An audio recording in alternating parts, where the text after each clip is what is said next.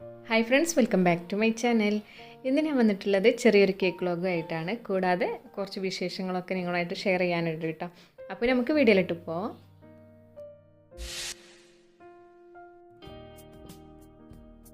അപ്പോൾ കേക്കിന് വേണ്ടിയിട്ടുള്ള സ്പഞ്ചസ് ഞാനിവിടെ ഓരോന്നായിട്ട് ബേക്കാക്കി എടുക്കുകയാണ്. അപ്പോൾ ഞാനിവിടെ എഗ്ഗ് ബീറ്റ് ചെയ്യാൻ ഇട്ടിട്ടുണ്ട് കേട്ടോ.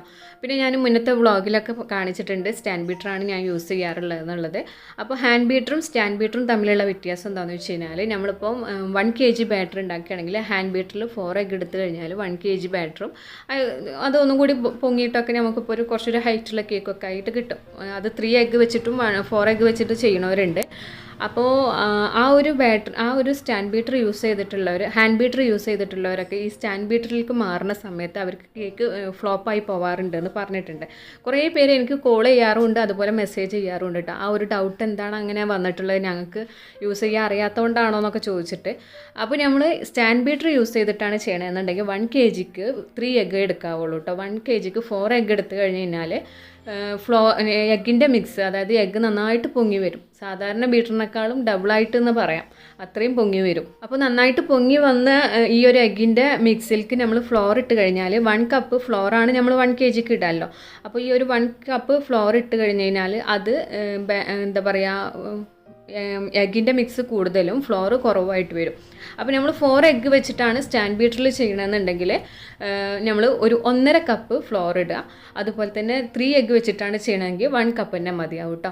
അപ്പോൾ ഞാൻ 1.5 കപ്പ് ഇട്ടിട്ടാണ് ഇപ്പോൾ ചെയ്യാറുള്ളത്.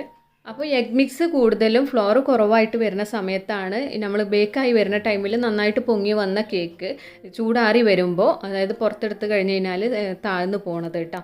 അപ്പോൾ ഞാനിവിടെ എല്ലാ സ്പഞ്ചസും ബേക്കാക്കി എടുത്തിട്ടുണ്ട്. കുറച്ച് കേക്കിന് ഓർഡറൊക്കെ ഉള്ള ദിവസമാണ് കേട്ടോ. അപ്പോൾ ഓരോ കേക്കും എന്താ പറയുക, ഐസിങ് ചെയ്ത് തുടങ്ങിയിട്ടുണ്ട് കേട്ടോ. അപ്പോൾ ഞാനിവിടെ എടുത്തിട്ടുള്ള 1 kg ബ്ലാക്ക് ഫോറസ്റ്റ് കേക്കാണ്. ഈ ഒരു കേക്ക് ചെയ്തിട്ടുള്ളത് 7 ഇഞ്ച് ബേക്കിംഗ് ടിന്ന് യൂസ് ചെയ്തിട്ടാണ് കേട്ടോ. അപ്പോൾ നമുക്കിത് രാത്രി കൊടുക്കാൻ വേണ്ടി, അന്നേ ദിവസം രാത്രി കൊടുക്കാൻ വേണ്ടിയിട്ടുള്ള ഒരു ടയർ കേക്കാണ്, 2 ടയർ കേക്കാണ്. 1.5 കിലോ ആണ് വെയിറ്റ് വന്നിട്ടുള്ളത് കേട്ടോ.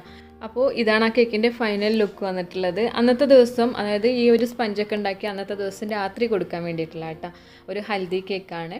അപ്പോൾ ഇതിൻ്റെ ഡീറ്റെയിൽ ആയിട്ടുള്ള വീഡിയോ മുന്നേ അപ്ലോഡ് ചെയ്തിട്ടുണ്ട്, അതുകൊണ്ടാണ് ഡെക്കറേഷൻസ് ഒന്നും ഞാനിതിൽ കാണിക്കാനായിട്ടോ. അപ്പോൾ 1.5 കിലോയിൽ താഴെ ഭാഗത്ത് 7 ഇഞ്ചും മുകൾ ഭാഗത്തായിട്ട് 5 ഇഞ്ചുമാണ് കൊടുത്തിട്ടുള്ളത്. 5 അല്ലെങ്കിൽ 4 കൊടുക്കാം കേട്ടോ. പിന്നെ പിറ്റേ ദിവസം ഉച്ചയ്ക്ക് കൊടുക്കാൻ വേണ്ടിയിട്ട് ഒരു ടേബിൾ സെറ്റ് ഉണ്ട്. അതിൻ്റെ കൂടെ ഉള്ള ഡോണറ്റാണ് ഇവിടെ ആക്കി വയ്ക്കുന്നത്. അപ്പോൾ ഡോണറ്റിൻ്റെ ഡോ ആണ് കേട്ടോ. അപ്പം ഡോണറ്റ് ഉണ്ടാക്കുന്ന സമയത്ത് എല്ലാവരും നനഞ്ഞ ക്ലോത്തൊക്കെ വെച്ചിട്ടാണ് റെസ്റ്റ് ചെയ്യാൻ വേണ്ടി വെക്കുക. നമുക്ക് ഇതുപോലെ അടച്ചു വെച്ചാൽ മതി, അല്ലെങ്കിൽ ക്ലീൻ റാപ്പ് ചെയ്താൽ മതി കേട്ടോ. അങ്ങനെ അതവിടെ മാറ്റി വെച്ചതിൻ്റെ ശേഷം ഞാനിവിടെ ഓരോ കേക്കിനും ഫൈനൽ കോട്ടിങ് ചെയ്തിട്ട് ഡെക്കറേഷൻ ചെയ്യണേ. അപ്പോൾ ഈ ഒരു കേക്ക് 7 ഇഞ്ചിൽ ചെയ്തിട്ടുള്ള 6 ഇഞ്ചിൽ ചെയ്തിട്ടുള്ള കേക്കാണ്. കുറച്ചൊരു ടോൾ കേക്ക് ആയിട്ടുള്ള കേട്ടോ. 1 kg 6 ഇഞ്ചിലാണ് ചെയ്തിട്ടുള്ളത്. ഇതിനകത്ത് ഡെക്കറേഷൻ വരുന്നതിന് വേണ്ടിയിട്ട് ഞാനിവിടെ ഒരു സ്റ്റെമ്മാണ് കൊടുക്കുന്നത്. അപ്പോൾ ഇതുപോലത്തെ ഒരു എന്താ പറയുക, ബാമ്പു സ്റ്റിക്ക് വെച്ചിട്ടാണ് ചെയ്യുന്നത്. പിന്നെ അതിൻ്റെ ശേഷം ഞാനിവിടെ കുറച്ച് കളർ മിക്സ് ചെയ്ത് വെച്ചിട്ടുണ്ട് ക്രീമിൽ. അപ്പോൾ 3 ഷെയ്ഡായിട്ടാണ് വരുന്നത്. അതിൽ 2 ഷെയ്ഡ് ഫ്ലവറും 1 ഷെയ്ഡ് ലീഫും ആയിട്ടാണ് വരുന്നത് കേട്ടോ. പിന്നെ ഈ ഒരു നൈഫ് വെച്ചിട്ടുള്ള ഡെക്കറേഷനാണ് ഇതിൽ വന്നിട്ടുള്ളത്. അപ്പോൾ ഈ നൈഫ് വെച്ചിട്ടുള്ള ഡെക്കറേഷൻ വീഡിയോ ഒക്കെ മുന്നേ കുറേ അപ്ലോഡ് ചെയ്തിട്ടുണ്ട്. കുറേ വീഡിയോസും കുറേ വെറൈറ്റി ആയിട്ടുള്ള ഡെക്കറേഷൻസും ഒക്കെ കാണിച്ചിട്ടുണ്ട് കേട്ടോ. അപ്പോൾ അതുകൊണ്ടാണ് ഡീറ്റെയിൽ ആയിട്ടുള്ളതൊന്നും പറയാത്തത്. പിന്നെ നമ്മളുടെ ചാനലിൽ ഇപ്പോൾ കുറച്ചായിട്ട് വീഡിയോസൊക്കെ ഒന്ന് കുറഞ്ഞിട്ടുണ്ട്. അതുകൊണ്ട് സബ്സ്ക്രൈബേഴ്സൊക്കെ മെസ്സേജ് ചെയ്യാറുണ്ട്, എന്താ വീഡിയോ ഇടാത്തതെന്നൊക്കെ ചോദിച്ചിട്ട്. നമുക്കിപ്പോൾ ഓരോ തിരക്കുകളൊക്കെ ആകുമ്പോൾ വീഡിയോ ഇടയിലൊക്കെ ഒന്ന് സ്ലോ ആയിട്ടുണ്ട്. അപ്പോൾ എല്ലാവർക്കും നമ്മൾ വീഡിയോ മിസ് ചെയ്യണുണ്ട് എന്നുള്ളത് അറിഞ്ഞതിൽ സന്തോഷം. ഇൻഷാ അല്ലാഹ് ഇനി തുടർന്നൊക്കെ വീഡിയോസ് ഇങ്ങനെ ഇട്ട് തുടങ്ങുന്നതാണ് കേട്ടോ. അപ്പോൾ ഇതിൻ്റെ ഡെക്കറേഷൻ കംപ്ലീറ്റ് ആയതിൻ്റെ ശേഷം ഞാനിവിടെ എടുത്തിട്ടുള്ളത് 8 ഇഞ്ചിൽ ചെയ്തിട്ടുള്ള 1 kg വാനില കേക്കാണ് കേട്ടോ. അപ്പോൾ അതിന് ഫൈനൽ കോട്ടിങ് ചെയ്തതിൻ്റെ ശേഷം തിന്നായിട്ടാണ് ഫൈനൽ കോട്ടിങ് ചെയ്തിട്ടുള്ളത്. പിന്നെ ഞാൻ നേരത്തെ ചെയ്തിട്ടുണ്ടായിരുന്ന നൈഫിൻ്റെ വേറൊരു മോഡൽ നൈഫുണ്ട്, അതൊരു സെറ്റായിട്ടാണ് കിട്ടുക കേട്ടോ. അത് വെച്ചിട്ടാണ് ഈ ഒരു ഡെക്കറേഷൻ ചെയ്തിട്ടുള്ളത് മിക്സ്ഡ് കളേഴ്സായിട്ട്.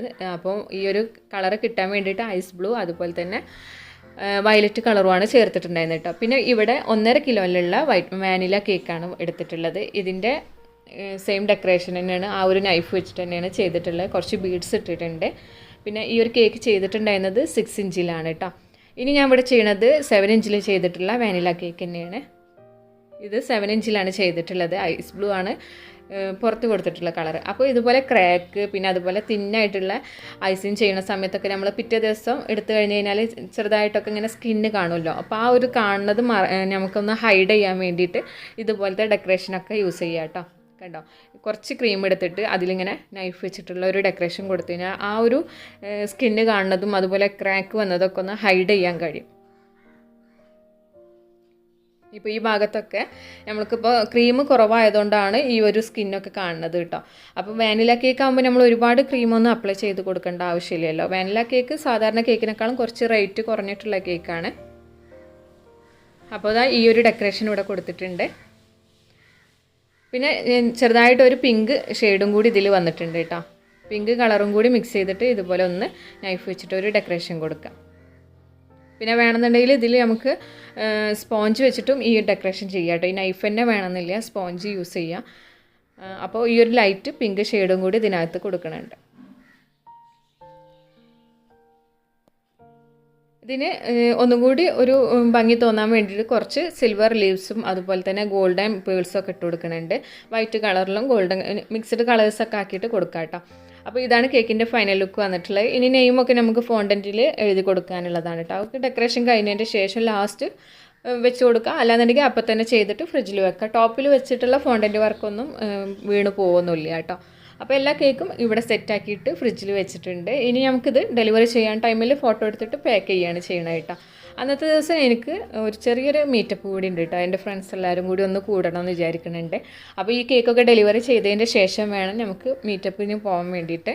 അപ്പോൾ 1 kg 7 ഇഞ്ചിൽ ചെയ്തിട്ടുള്ള വാനില കേക്കിൻ്റെ ടോപ്പിലായിട്ട് 2 കേക്കിൻ്റെ രണ്ടും വാനില കേക്കാണ്. രണ്ടിൻ്റെ ടോപ്പിലായിട്ടും ഫോണ്ടൻറ്റിൽ നെയിം എഴുതിയിട്ടുണ്ട്. പിന്നെ ഇത് 1 kg ചെയ്തിട്ടുണ്ടായിരുന്ന വൈറ്റ് ഫോറസ്റ്റ് ആണ്. ഇതിൻ്റെ മുകളിലായിട്ടും ടോപ്പറും പിന്നെ ഫോണ്ടൻറ്റിൻ്റെ നെയിമും കൊടുത്തിട്ടുണ്ട്. പിന്നെ മോം ടു ബി ആണ്. മോം ടു ബിൻ്റെ മുകളിലായിട്ട് കുറച്ച് ആർട്ടിഫിഷ്യലായിട്ടുള്ള ബോൾസാണ് കേട്ടോ. ഇത് നമുക്ക് ഓൺലൈനിൽ വാങ്ങിക്കാൻ കിട്ടുന്നുണ്ട്, ഇപ്പോൾ ഷോപ്പിലും കിട്ടുന്നുണ്ട് കേട്ടോ.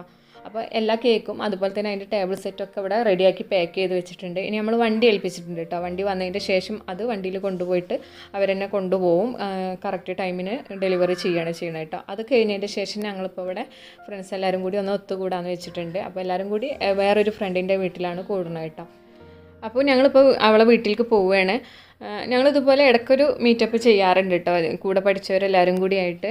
അങ്ങനെ ഒന്ന് ഇടയ്ക്കൊന്ന് മീറ്റപ്പ് ചെയ്യണം. നമുക്കും തന്നെ ഒരു റിലാക്സാണ്. പഴയ ഓർമ്മകളും അതുപോലെ തന്നെ സ്കൂൾ ലൈഫൊക്കെ നമുക്കൊന്നും കൂടി ആ ഒരു കുട്ടിത്തത്തിലേക്ക് പോവുകയാണല്ലോ നമ്മൾ ഇതുപോലെ ഒരു മീറ്റപ്പ് ചെയ്യണ സമയങ്ങളിൽ.